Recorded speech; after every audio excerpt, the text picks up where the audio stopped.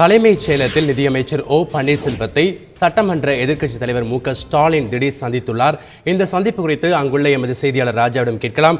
ராஜா, சொல்லுங்க, சட்டமன்ற எதிர்க்கட்சித் தலைவர் திரு மு.க.ஸ்டாலின் நிதியமைச்சர் ஓ பன்னீர்செல்வத்தை சந்திச்சிருக்காங்க. இந்த சந்திப்பு எத்தனை மணி நேரம் நடைபெற்றுக் கொண்டிருக்கிறது? இது பற்றி சொல்லுங்க. அதாவது எதிர்க்கட்சி தலைவர் திரு ஸ்டாலின் தற்போது தலைமைச் செயலகத்திற்கு வருகை தந்துள்ளார். நிதியமைச்சர் ஓ பன்னீர்செல்வத்தை தற்பொழுது சந்தித்து வருகிறார். நேற்று விவசாய சங்க பிரதிநிதிகளுடன் ஒரு ஆலோசனை கூட்டம் நடைபெற்றது. அந்த ஆலோசனை கூட்டத்தில் காவிரி பிரச்சனை தொடர்பாக பிரதமர் திரு நரேந்திர மோடி அதேபோல் ஜனாதிபதியை சந்திக்க வேண்டும் என்று அதில் தீர்மானம் நிறைவேற்றப்பட்டது. அந்த தீர்மானத்தினுடைய நகலை எடுத்துக்கொண்டு தற்போது எதிர்க்கட்சி தலைவர் ஸ்டாலின் தற்போது நிதியமைச்சர் ஓ பன்னீர்செல்வத்தை இங்க சென்னை தலைமைச் செயலகத்தில் சந்தித்து வந்துள்ளார். தற்போது அந்த சந்திப்பு நிகழ்ந்து கொண்டிருக்கிறது. வெளியே வந்த பிறகு அவர் செய்தியாளர்களை சந்திப்பார். அந்த சந்திப்பினுடைய காட்சிகள் தான் தற்போது பார்த்துக் கொண்டிருக்கின்றனர். நிதியமைச்சர் ஓ பன்னீர்செல்வத்தை எதிர்க்கட்சி தலைவர் திரு ஸ்டாலின் தற்போது சந்தித்து நேற்று விவசாய கூட்டத்தில் எடுக்கப்பட்ட அந்த முடிவுகளினுடைய தீர்மான நகலை தற்பொழுது அவர் கொடுத்து வருகிறார். சட்டமன்ற எதிர்க்கட்சி தலைவர் மு.க.ஸ்டாலினோட வேற யாரெல்லாம் சென்றிருக்காங்க? இந்த சந்திப்புல காவிரி விவகாரம் மட்டும்தான் மையப்படுத்தப்பட்டிருக்கிறதா? அதாவது எதிர்க்கட்சி தலைவர் திரு ஸ்டாலினுடன் தற்போது துரைமுருகன், அதாவது கட்சியினுடைய திமுக முக்கிய தலைவர்களில் ஒருவரான திரு துரைமுருகனும் உள்ளே சென்றுள்ளார். ஏற்கனவே இவர் பொதுப்பணித்துறையினுடைய அமைச்சராக கடந்த திமுக ஆட்சி காலத்தில் சட்ட அமைச்சருக்கு முன்பாக பொதுப்பணித்துறையை நீண்ட நாட்கள் கவனித்து வந்தவர். ஆகையால் இந்த காவிரி பிரச்சனை தொடர்பான கூட்டங்கள் எப்பொழுது நடைபெற்றாலும் அதில் துரைமுருகன் பங்கேற்பார். ஏனென்றால் பொதுப்பணித்துறை என்பதால் ஏற்கனவே பல்வேறு ஆண்டுகள் பொதுப்பணித்துறையை அவர் வகித்து வந்ததால் அதற்கான கூடுதல் விவரங்கள் தெரியும் என்பதால் ஏற்கனவே அவர் இது போன்ற காவிரி கூட்டங்களில் பங்கேற்று வந்தார். இந்த நிலையில் தற்போது எதிர்க்கட்சி தலைவர் திரு ஸ்டாலினுடன் துரைமுருகனும் இங்கு சென்றுள்ளார். இந்த சந்திப்பு தற்போது நடைபெற்றுக் கொண்டிருக்கிறது. அதாவது விவசாய சங்கத்தில் நேற்று இந்த விவசாயிகள் கூட்டத்தில் எடுக்கப்பட்ட தீர்மானத்தினுடைய நகலை தற்பொழுது நிதியமைச்சர் ஓ பன்னீர்செல்வத்திடம் அவர்கள் அழைத்து வருகின்றனர். நேற்று நடைபெற்ற இந்த விவசாயிகள் சங்க பிரதிநிதிகள் கூட்டத்தில் பல கட்சி தலைவர்களுடைய பிரதிநிதிகளும் நிர்வாகிகளும் கலந்து கொண்டார்கள். அவர்கள் யாராவது தற்போது நிதியமைச்சர் ஓ பன்னீர்செல்வத்தை சந்திக்க வந்திருக்கிறாங்களா? இல்லை, இந்த கூட்டத்தில் திமுகவினுடைய எதிர்க்கட்சி தலைவர் ஸ்டாலின் மற்றும் துரைமுருகன் உள்ளிட்டோர் மட்டும்தான் வந்திருக்கின்றனர். மற்றபடி விவசாய சங்கத்தினுடைய பிரதிநிதிகள் யாரும் வரவில்லை. இவர்களுடைய கோரிக்கை என்பது நேற்று எடுக்கப்பட்ட தீர்மானத்தினுடைய நகலை தற்போது அவர்கள் அங்கு கொடுத்து வருகின்றனர். இன்னும் சற்று நேரத்தில் வெளியே வந்து அதேபோல் இவர்களுடன் ஏற்கனவே சென்னை மாநகர மேயராக இருந்த மா சுப்பிரமணியன், அதே போல் முன்னாள் அமைச்சர் பொன்முடி ஆகியோர் தற்போது இவருடன் உள்ளே சென்றுள்ளனர். இன்னும் சற்று நேரத்தில் இவர்கள் நிதியமைச்சரை சந்தித்த பிறகு வெளியே செய்தியாளர்களை சந்திக்க உள்ளனர். தற்போதைய சூழலில் இந்த காவிரி பிரச்சனை தொடர்பாக இந்த ஓ பன்னீர்செல்வத்தை இவர்கள் சந்திப்பது முக்கியத்துவம் வாய்ந்ததாக கருதப்படுகிறது. ராஜா, நேற்று நடைபெற்ற இந்த கூட்டத்தில் 3 முக்கிய தீர்மானங்கள் நிறைவேற்றப்பட்டது. ஒன்று காவிரி மேலாண்மை வாரியத்தை அமைக்க வேண்டும், இன்னொன்று அனைத்து கட்சி கூட்டத்தை கூட்ட வேண்டும் அப்படிங்கிற ஒரு கோரிக்கையும் இருந்தது. அதே நேரத்தில் பிரதமர் நரேந்திர மோடி மற்றும் குடியரசுத் தலைவரை சந்தித்து மனு கொடுக்க வேண்டும் என்றும் இந்த 3 தீர்மானங்கள் நேற்றைய கூட்டத்தில் நிறைவேற்றப்பட்டது. அதன்படி தற்போது நிதியமைச்சர் ஓ பன்னீர்செல்வத்தை மு.க.ஸ்டாலின் அவர்கள் சந்தித்திருக்கிறதுனால ஒருவேளை அனைத்து கட்சி கூட்டத்திற்கு நிதியமைச்சர் ஓ பன்னீர்செல்வம் ஒப்புதல் வழங்குவதற்கான வாய்ப்புகள் இருக்கா? அதை பத்தி சொல்லுங்க.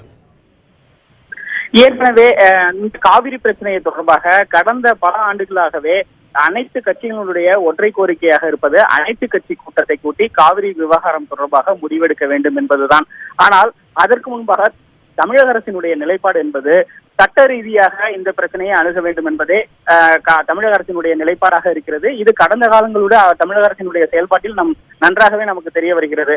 அவர்கள் தற்பொழுது காவிரி மேலாண்மை வாரியத்தை அமைக்க வேண்டும் என்ற அந்த தீர்ப்பையும் உச்ச நீதிமன்றத்திலிருந்து கடந்த சில நாட்களுக்கு முன்பு பெற்றனர். அதே போல் ஏற்கனவே இந்த காவிரி பிரச்சனை தொடர்பாக கூடுதல் நீர் தமிழகத்திற்கு தற்பொழுது இந்த சாகுபடிக்கு கொடுக்க வேண்டும் என்று காவிரி நடுவர், அதாவது உச்ச நீதிமன்றத்தின் மூலமே தீர்ப்பை பெற்றனர். ஆகிய தமிழக அரசினுடைய நிலைப்பாடு என்பது இந்த காவிரி பிரச்சனையில் அனைத்து கட்சி கூட்டம் என்பதை விட சட்ட ரீதியாக இதை எதிர்கொள்வதுதான் என்பதை நாம் கடந்த கால தமிழக அரசுடைய செயல்பாடுகளை பார்க்கும் பொழுது நமக்கு நன்றாக.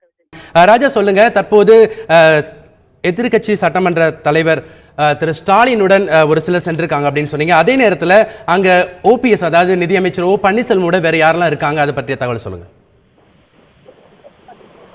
அதாவது எதிர்க்கட்சி தலைவர் திரு ஸ்டாலின் இங்கு சட்டமன்ற அதாவது தலைமைச் செயலகத்திற்கு வருகை தந்தவுடன் நேரடியாக நிதியமைச்சர் ஓ பன்னீர்செல்வத்தினுடைய அறைக்கு சென்றார். அவருடன் அவருடைய தனி அதிகாரிகள், அவருடைய துறை சார்ந்த அதிகாரிகள் மட்டுமே அப்பொழுது உள்ளே இருந்தனர்.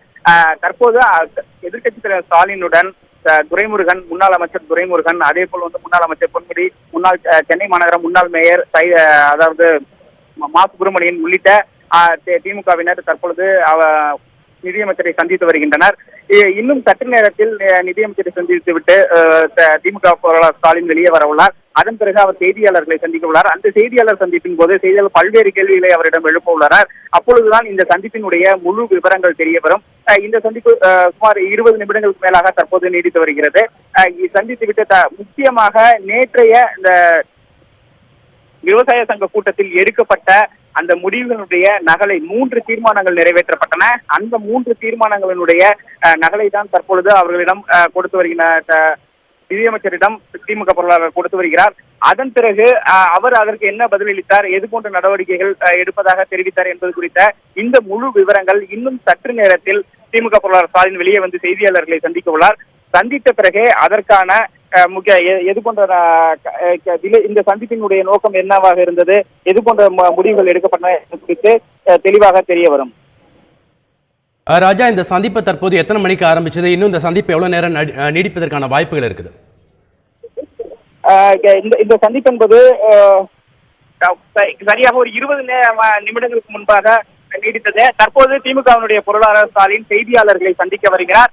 அந்த காட்சிகளை தான் நாம் தற்போது பார்த்துக் கொண்டிருக்கிறோம். இன்னும் சில நொடிகளில் அவர் செய்தியாளர்களை சந்திக்க உள்ளார். தொடர்ந்து பன்னீர்செல்வத்தை சந்தித்துவிட்டு திமுக பொருளாளர் ஸ்டாலின் செய்தியாளர்களை சந்திக்க தற்பொழுது வந்து கொண்டிருக்கிறார். இன்னும் சில நொடிகளில் அவர் செய்தியாளர்கள் முன்னால் உள்ளே சந்தித்த அந்த சந்திப்பினுடைய முக்கியத்துவம் குறித்து தெரிவிப்பார். தற்போது அவர் அவருடைய எதிர்க்கட்சி தலைவனுடைய அறை உள்ளது, இங்கு ஸ்டாலினுடைய அறை, அந்த அறைக்கு அவர் சென்று விட்டார். அறையில் சிறிது நேரம் பேசிவிட்டு அதன் பிறகுதான் அவர் செய்தியாளர் சந்திக்க உள்ளார். இங்கு வருவார் என்று எதிர்பார்க்கப்பட்டது. தற்பொழுது அவருடைய அறைக்கு சென்று விட்டார். இன்னும் சில நிமிடங்களில் திமுக பொருளாளர் திரு ஸ்டாலின் செய்தியாளர்களை சந்திக்க உள்ளார்.